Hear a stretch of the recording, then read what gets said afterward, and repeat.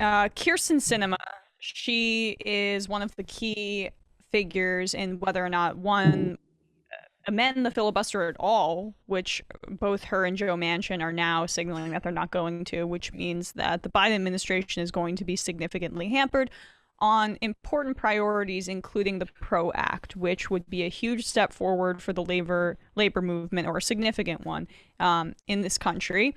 But she showed her true colors a little too much in a clip that was uncovered by More Perfect Union, where she showed who she truly serves and who she's truly interested in pandering to. And hint, it's not workers.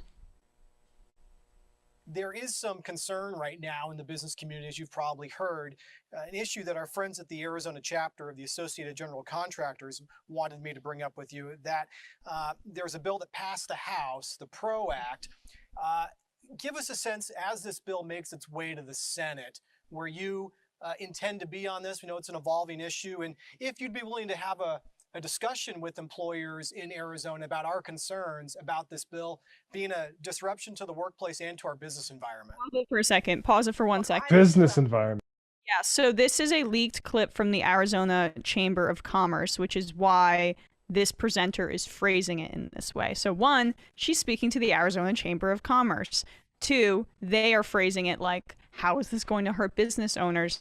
Because they are all a part of that. This business environment where people don't have union protections. I like that. I love that business environment. I like this a public access television studio they have going on, though. It's very nice. In Arizona about our concerns about this bill being a disruption to the workplace and to our business environment. Well, I would welcome such a discussion.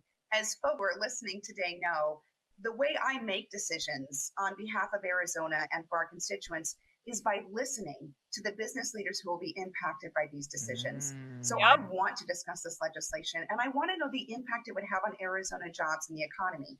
Now, there hasn't been any movement on the PRO Act yet in the United States Senate, but I can tell you that many Arizona businesses have already reached out to my office, and I know have discussed the concerns that they have with the PRO Act with some of the folks who are on our call today. Now, right now, this legislation is not scheduled to come before the full Senate, but we are watching carefully because some of the PRO Act provisions, especially in regards to the worker classification test for independent contractors, could become a part of other legislative ideas. So I would ask all the members who are joining us today to please stay involved with my office and help me by sharing information about how this would impact you and your company so that I can go back to Senate leadership and folks on both sides of the aisle to discuss the concerns that Arizona businesses have. Stay very involved in my office. That means send me money. The quote is, the way I make decisions on behalf of Arizona and for our constituents is by listening to the business leaders, period. There you go. And then the independent contractor aspect, that's, God forbid that we use people's labor and give them any benefits or protections as a part of their employment. But I'm going to open it up to you guys. I mean, there was so much there. I think that she should. Business leaders, amazing. I mean, saying the quiet part loud or out loud, right? I mean, it's not shocking that that's what they do, but it is amazing to hear them just openly say it when they're in a room with friendly faces, right? I just think that she should have done a Chuck Schumer and just go like, hey, when I'm deciding what's best for Arizona, I think about a fake Italian American family in like Phoenix, Arizona, who runs a small business. And I say, I can't think of a traditional Italian name right now, so I won't, because it'd just be offensive. But, and I don't know. I've had my hard time like wrapping my head around Kyrsten Sinema in terms of the fact that I see her in the news every other week doing something terrible. And it seems as though Democratic Party specifically, maybe more so than Republican Party, but maybe this is just generally true about our politics now. And the wave of AOC, or rather after AOC, has ushered in this wave of like people who just want to be Instagram star politicians, like Dan Crenshaw And every other week we just have another, like, these 5 Republican junior senators are going to be the squad of the Republicans. Like, they're just all trying to recreate that magic. And I don't know. I just feel like this is another run of the mill bit, like Democratic, conservative Democratic business person. I mean, another conservative Democratic politician who is being wrapped up in this sort of new wave of kind of like young hip millennial branding. And other than that, it's sort of like just, I mean, and it's all very vapid.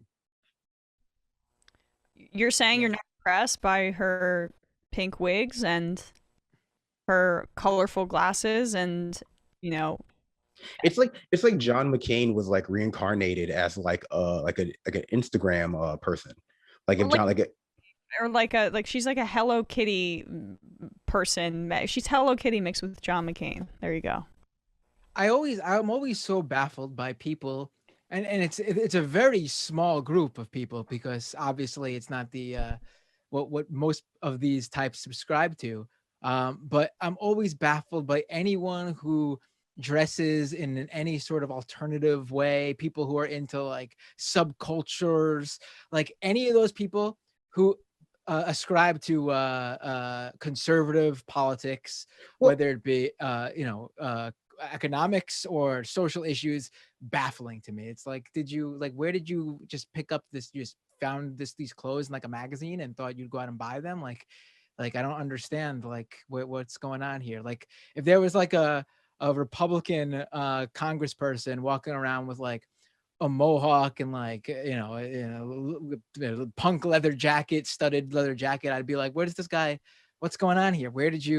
Have you listened to the lyrics of any of those bands patched onto your jacket? What's going on here? It's like always baffling to me. And her aesthetic is so odd to me. I would love to know the story of where she decided that's who she was visually, aesthetic. It's called the 90s, I think. but not even really. Like she's Actually 2000s, I think. That's squarely 2000s. I don't mind it because late 90s, early 2000s aesthetic is my favorite nightmare. But I think that people are focused. I mean, why I brought it up is because there's this kind of whole conversation going on around about the trajectory of her politics, right? Which I would, I guess, include her aesthetic into sort of loosely, which is that she started off with, maybe a PhD in justice studies and like a Maoist kind of like Van Jones.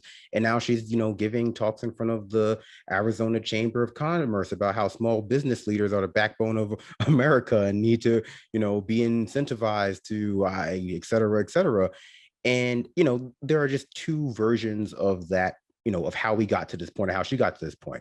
That aesthetic, that, including the ideology, is all a facade to better infiltrate the Democratic Party in order to, blue dog and sell out to corporations, which is possible. Or, it's a cautionary tale about working within the Democratic Party, and like the fact that unless you are wary about the ability for that machine to influence your own ideology and shape you to fit what it wants, you might end up like keeping the aesthetic components of leftism and but still giving these kind of talks in front of the Chamber of Commerce. Right. You know what her aesthetic reminds me of? It's turf aesthetic. That's sort of third wave feminists who hate transgender people, but still, act like there's some sort of radical, like riot girl-esque. Like that's totally her aesthetic. It's like the turf aesthetic. Let me tell you something, Matt. There's nothing radical about trans exclusion. Yeah, let's keep that straight. Of course not. Just like this kind of, corporate feminist. Like, I'm sure that she's read Lean In 400 times. That's for her. It's funny that you mentioned that because I was actually just thinking of like how to make $1 million the quickest way. And I guess this is also related to like Democrats selling out. And I wish I had gotten it on the ground floor of like those post Lean In books that were just like written, you know what I'm talking about, like, how to be a bad bitch at the office and a, bad bitch in the streets or whatever. I don't know, you know what I'm talking about. And if I could have just gotten in on the ground floor of that and had like a foreword by like Lizzo and get a co-writing by like, I don't know, Tina Fey and RBG, before she died, I wouldn't be here right now. That like that because that was the only book I saw on people's bookshelves for just like years. It would just be like Lean In, and then like book by Amy Schumer, book by Tina Fey, book by I guess Ricky Gervais, like comedians writing books about how to be like aggressive at the office. And Del Rope. Right. Kyrsten Sinema, speaking of books, is also an author herself, including of a title such as uh, "Who Must Die in Rwanda's Genocide: The State of Exception Realized," like academic publishing, which is also a very bizarre and strange part of her bibliography and biography. Yeah, her whole I mean everyone knows the story about where she was like a Green Party activist. I remember hearing her name years and years and years ago when she was a Green Party person, and it's just bizarre to think that I'd be hearing that same name I see all so this many stuff. years later. Yeah, I see. Yeah, you see all that, and then you see the way that she did the thumbs down and then the fuck off ring. And I'll just say I'm not a psychiatrist, but the word sociopath comes to my mind. But that's just me. I know I've said that. I mean, yeah, I thought I might have gone too far with the sociopath comment, but thank you for validating that, Matt.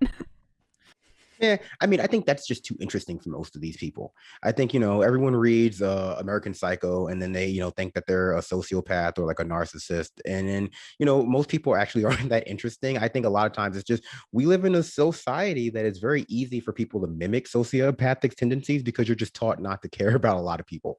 Like, it's very easy to put yourself in a silo, which doesn't exclude any possible mental issues anyone might have, but it's very easy to put yourself in a silo and convince yourself that you have empathy in the United States for everybody by just caring about a very specific group of people.